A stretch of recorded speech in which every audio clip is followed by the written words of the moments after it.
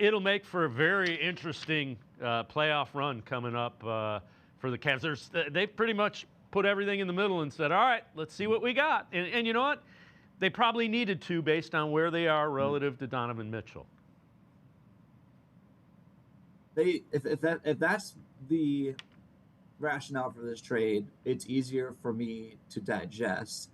But I would say, and this is not a one-to-one comparison, recent Cavs history teaches us that pushing all your chips in for one superstar player can have some some pretty um, punishing consequences. I'm thinking back to both LeBron eras. I mean, the Yeah. first one, again, not a fair comparison, but the Cavs were sending players and picks out the door to get older veterans, your Antoine Jamesons, your Shaquille O'Neals of the world who are clearly past their prime.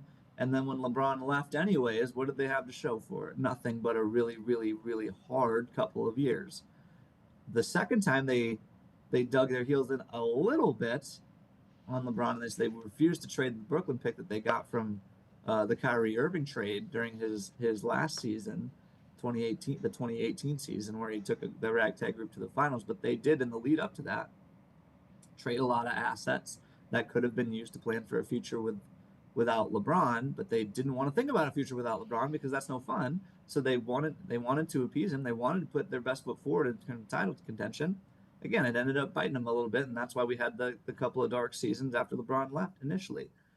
Now you're trading for, this is a much better version of that. You've not spent any first round picks um, on this particular transaction, although the Cavs still do owe two future firsts as a result of the Donovan Mitchell trade. But you have James Harden. He's better than any of the players that the Cavs have ever traded for in similar situations to um, assuage or I'm sorry, persuade Donovan Mitchell, or I'm sorry, persuade LeBron James into staying and signing another contract extension. And Donovan Mitchell, I think, has shown a little bit more willingness and patience with this franchise than frankly LeBron ever did, right? The first extension, without much proof of concept, frankly, is a pretty good example of that. That being said, what is the win, quote unquote, here if you don't win a championship with James Harden?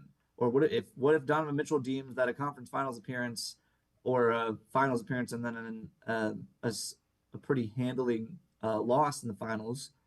What if that's not good enough? What if this trade doesn't keep you Donovan Mitchell, or what if you keep Donovan Mitchell, James Harden either tails off or retires? LeBron either retires this year or his retirement tour in Cleveland doesn't turn into a championship. At a certain point, you're going to be looking down the road at a very expensive aging Donovan Mitchell, and guards of Donovan Mitchell's size don't tend to age as well as some of the other players, the Cavs.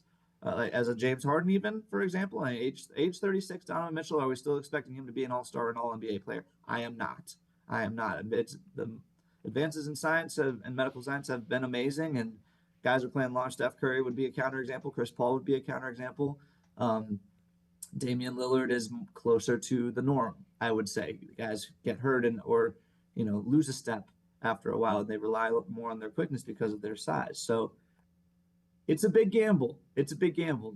Let's not get it twisted. If you think that it's a worthy gamble on winning a championship, sure. But if you don't win a championship, the fallout could be considerable.